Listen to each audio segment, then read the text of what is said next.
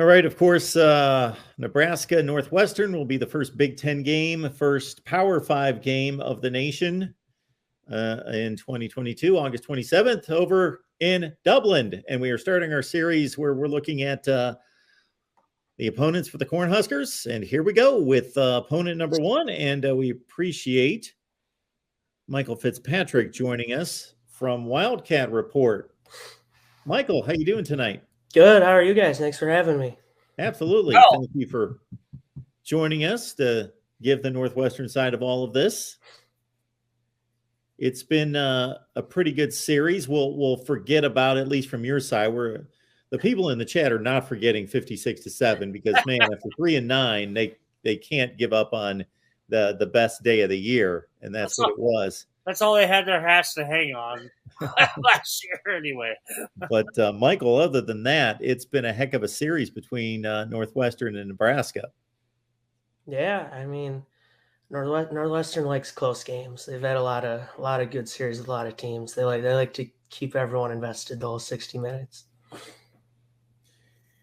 Hey, Michael, when you look at this Northwestern program, before we look at the specific team here in 22, we know what the challenges are with the academics, with the size of the school, with the recruiting footprint, all those things. But Northwestern makes it work about as well as anybody across the country. Now, when they've cycled down, it's crashed, 2 of these last 4 years at 3-9. But the 2 years it didn't crash, they're on their way to Indianapolis in the Big Ten championship game. So it's an interesting program. Where do you think the program stands right now? I mean, I think it's kind of at a crossroads almost, if that makes sense. They're like 2 really good seasons last 4 years away to, and quarterback's been the big issue, obviously, something they're doing with developing quarterbacks, recruiting quarterbacks isn't working. So I think there's a lot of stuff they got to look inward, figure out how to avoid you can downswing. You don't have to go to the Big Ten championship every year. No one expects that, but the downswings can't be 3-9 and losing 49 to Nebraska. You expect that. Move to Lincoln, Michael. Yeah, it's been a roller coaster. And what's strange is that the peaks have, now hit the Big Ten championship, but the lows are lower, where for a good stretch of time, once Pat Fitzgerald had built this program, it was more they're going to win 7, they're going to win 8, not go to the Big Ten championship, nor go 3-9. They have built some nice facilities here recently, correct? Beautiful. Yeah, right on the lake, yeah. So have recruits and players that have signed, have they discussed and just talked about what that's brought to the program? Yeah, I think it's definitely an advantage, and I think it's the biggest change with building the new facilities was it made facilities not a disadvantage for Northwestern. They used to have the crummiest facilities in the Big Ten by far, and the biggest change has been now Northwestern has stuff they can be proud of and show people, and it's easier to compare to other schools. Michael, I'll say I'm 3rd generation Chicago guy. There we go. My dad, my grandpa both grew up in Chicago. All right. So I'm very impressed with what Northwestern has been doing just to catch up with things. Being a guy, I mean, obviously I was born here in Nebraska, so I didn't have that opportunity to be a Chicago guy. But, I think Northwestern's always been a program there that was kind of lacked. I mean, it was always an academic school and kind of lacked on their athletics. But, in the recent years, they've really pumped a lot of resources into their athletic programs. For sure. I think that's been the biggest change since they went to the Rose Bowl in '95 when Fitzgerald was playing, is they spend money on athletics now, which has helped them maintain some level of competitiveness. What is the distance between Chicago and Evanston? They're like right next to each other. Oh, okay. Oh, I was thinking Lincoln. I was like 7 hours. No, sorry. My bad. Wasn't listening to the question. Now, I got to think that, and you got to understand where this is coming from. You look across college football on a Saturday afternoon and you see packed stadiums, depending on, who you're watching. But if you're watching the big players in the Big Ten, the SEC, et cetera, you're seeing packed stadiums. Then we know what the situation is at Northwestern in regards to the limitations we talked about with academics, with recruiting footprint.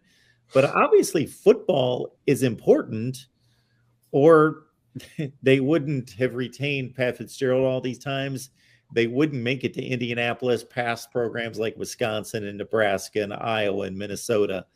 But then you look at the stadium, and what's the average attendance at a Northwestern game? Probably 35,000, if that.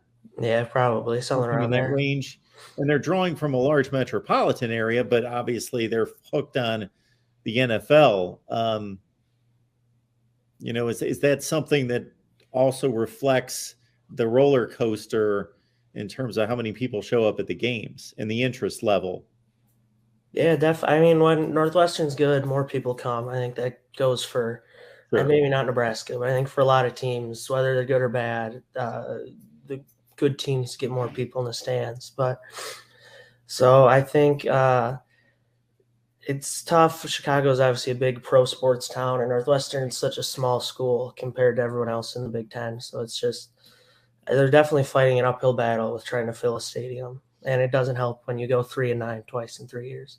What I want to know, Michael, kind of what's the sentiment around there when they host Nebraska, and Nebraska is famous for traveling, and obviously Chicago area is a very easy trip for Nebraska fans, and every time you see a game there, it's pretty much a red out.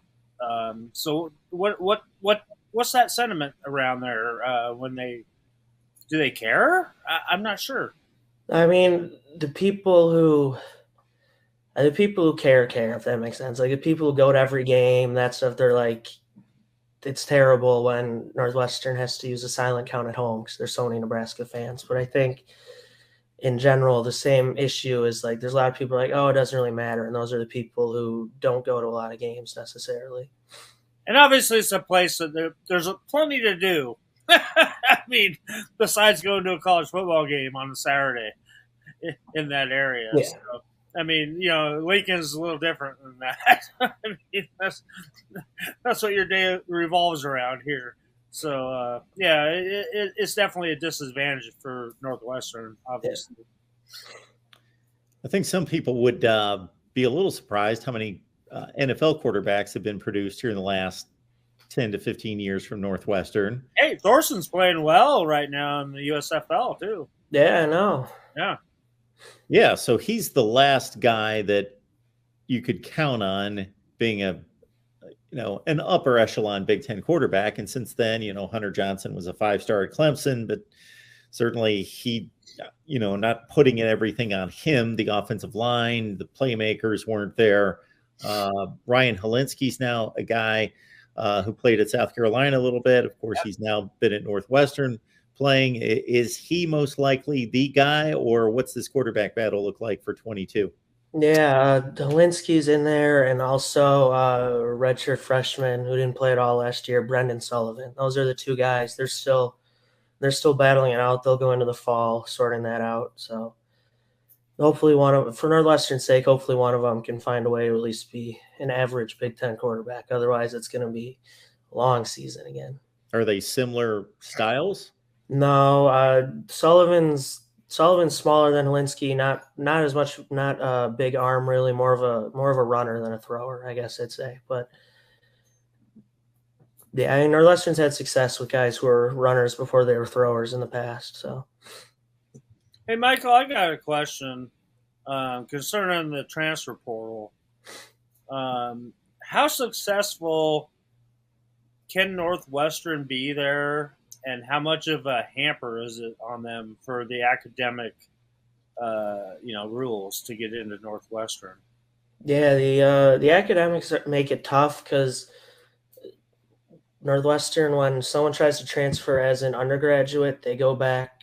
Northwestern, like admissions, goes back and looks at their high school grades, high school transcripts. So if you couldn't get into Northwestern out of high school, they won't let you in as a transfer. Wow. So Northwestern, I think all their transfers this year were graduate transfers, because then they go and look at how you did in college academically. Right. So they really focus on grad transfers because that's what they can get into school more than anything else. Well, that's a perfect example for any of you high school football players out there watching this right now. You damn well better do good in school while you're in high school, because it's only going to help you out that much more down the road. Sorry, that's the recruiting guy in me. Yeah. And I've been saying that for 20 years to kids.